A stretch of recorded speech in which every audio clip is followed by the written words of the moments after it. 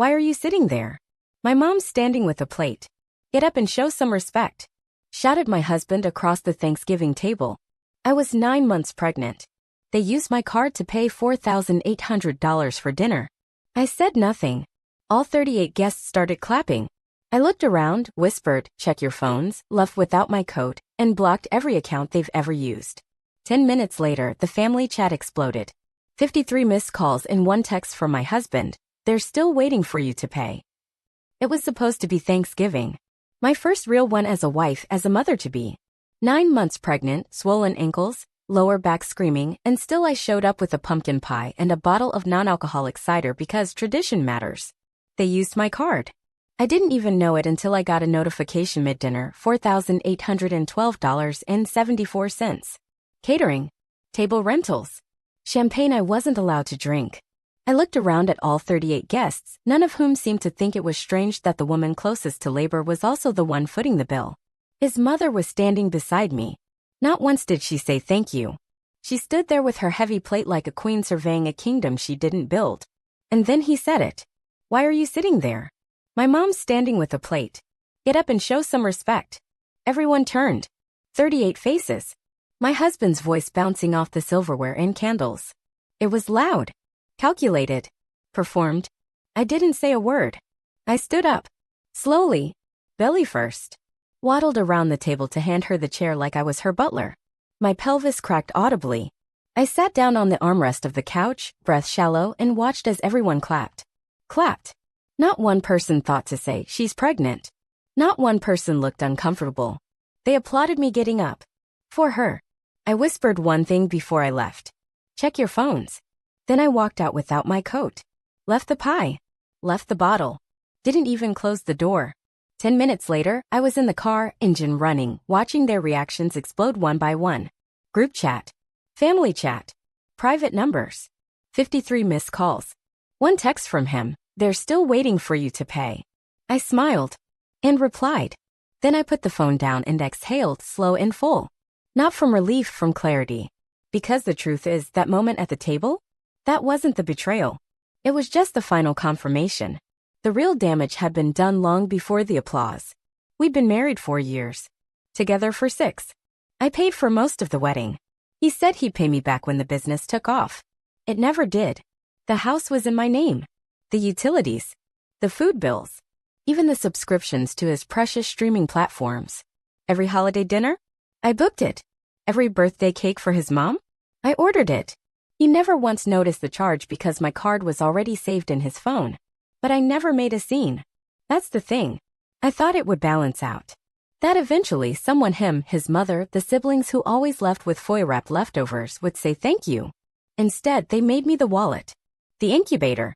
The unpaid maid. 2 weeks before Thanksgiving, I told him I might not feel up to hosting. I'd been getting dizzy spells. Braxton Hicks were intensifying. I wanted something quiet. He just looked at me and said, my mom already invited everyone. You'll be fine.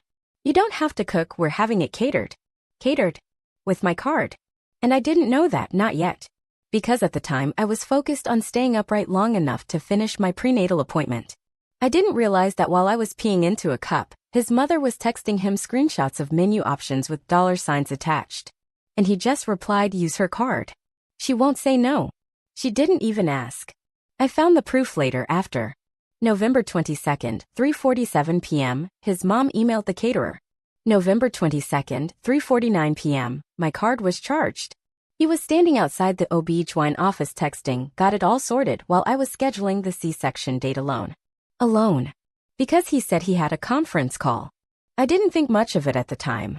Then came the guest list. 38 names. I didn't even recognize half of them. His third cousin with the crypto startup.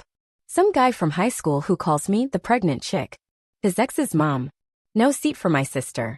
No invite for my best friend. Just his people. I tried to say something. Maybe we keep it small? I'm due next week. He blinked at me like I'd interrupted him mid-speech. They already bought outfits. Outfits. They bought coordinated outfits for Thanksgiving and I didn't even know we were hosting. He said, don't worry, you just relax. We'll handle it. What he meant was, shut up and pay. I spent the next few days prepping the guest bathroom, scrubbing baseboards I could barely bend to reach, ordering extra folding chairs. He didn't notice. He was busy booking a live violinist. For ambience. My mom called the night before. Asked if she should bring dessert. I don't think you're on the list, I said, trying to sound calm. She paused. He said it's just his side this year. That you needed fewer stressors. I said nothing. Just thanked her for the call and hung up. That's when I felt it. That cold, hollow feeling. Like something had already been decided without me. Like I wasn't even a guest in my own life, just a convenience. The morning of Thanksgiving, I was in the kitchen at 6 a.m., sipping water between cramps. He was still asleep. His mom arrived at 8:12 with 3 empty Tupperware containers and a look that said, "You're late." By noon, I was background noise. I caught her saying I told her pregnancy brain would make her forget the salad. She was holding court in the dining room like it was her house. When I whispered that I needed to sit down for a minute, she smiled and said, "You've been sitting a lot lately, haven't you?" No one flinched. He didn't even hear her. Or pretended not to. Until the moment she stood behind my chair. And he shouted. Then came the clapping. Then came my exit. But what no one realized, not in that moment, was that I wasn't walking away hurt. I was walking away prepared. Because 3 days before Thanksgiving, I made a backup. An encrypted PDF of every transaction over $100 in the last 6 months. Screenshots of every payment made from my card to his mother's Venmo. Including the ones marked "Thanks for groceries" that matched the exact total of wine orders from a local boutique. Bank records. Rental invoices. The caterer's receipt that listed my name and my address. I had been the foundation. The roof. The walls. They just painted themselves into the photo and called it theirs. And now? Now they were clapping. And now? Now I had already logged into the admin panel. The accounts were mine. The auto payments? Cancelled. The family Netflix account? Logged out on every device. The emergency credit line? Frozen. Their holiday bonus? Processed by me. Stopped by me. He once said, "You're just so good at managing everything." He was right. He just forgot what happens when the manager quits. The real explosion didn't come with the clapping. It came when I opened his laptop. He never changed the password. Same one since college. A mix of his football number and his ex's initials. Subtle, right? It wasn't snooping. Not after what he'd done. Not after he used my card like a business account and paraded his mother around like royalty while I sat there, pregnant and disposable. I didn't even have to search. It was all there.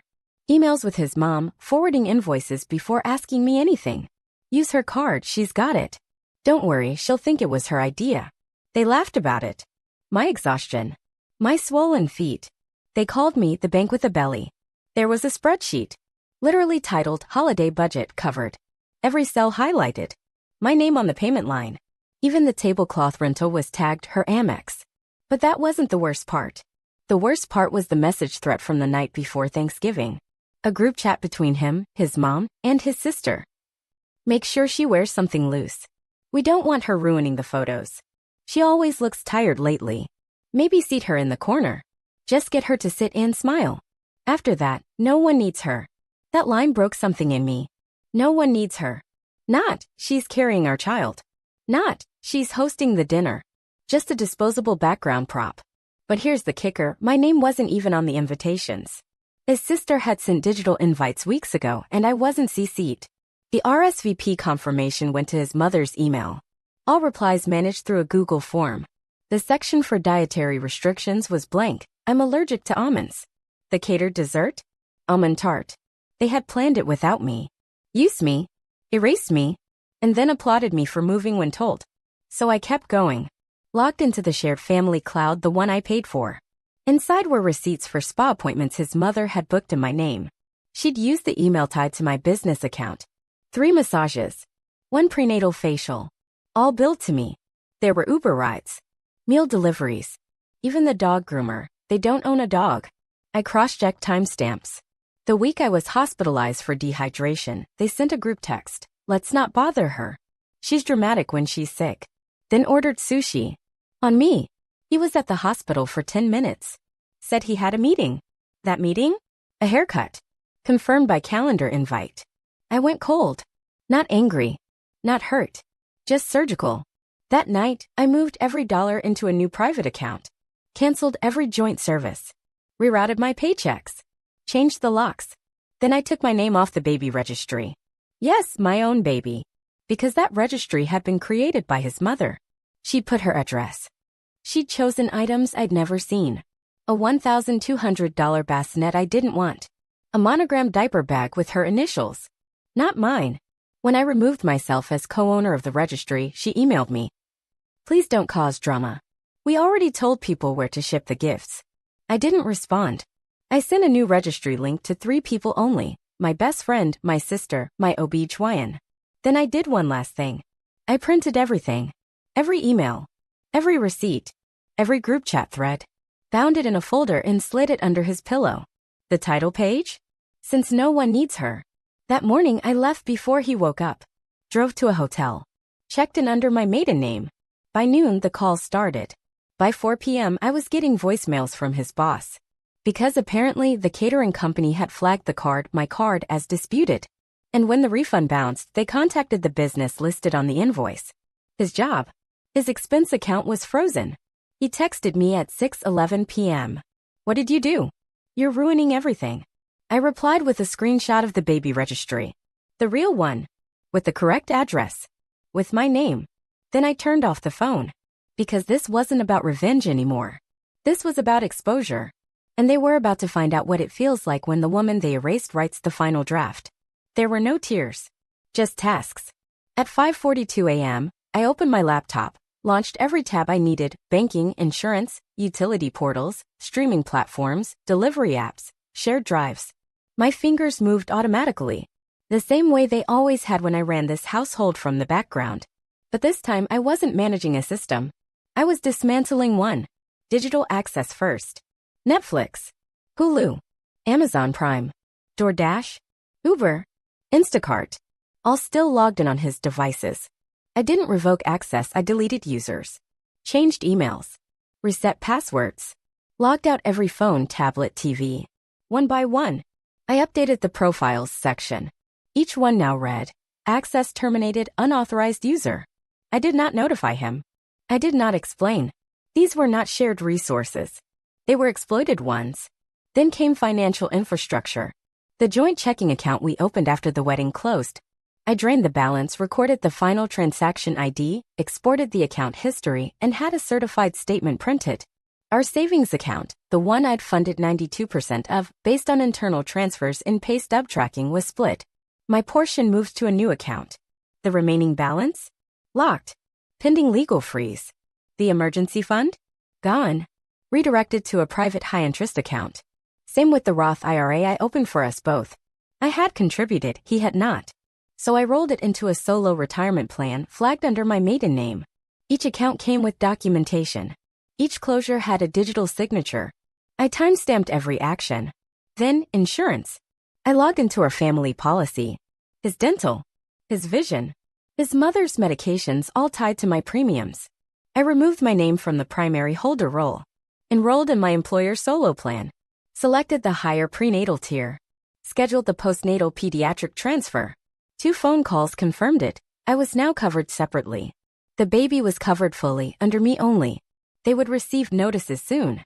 Documents next. The Google Drive. The home base for meal plans, checklists, baby name ideas, grocery trackers. I cleared it out. Archived what I needed. Moved everything to a new private drive. Then created one last folder in the old one. Reconciliation Ledger, Q4. It contained 6 documents. Wedding expenses itemized by vendor, date, payment method. Household purchases, couch, crib, cutlery. 100% my card. Event costs, his birthday, her birthday, Thanksgiving. Grocery receipts, 74% paid by me since January. Medical bills, prenatal visits, prescriptions, supplements. Bank transfers, proof of one-way money movement.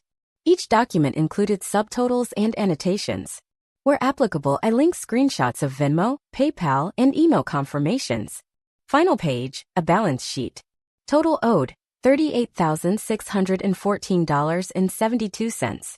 Due in 14 calendar days. Payable in full. No partial settlements accepted. At 8:15 a.m., I sent the email. To him, his mother, his sister.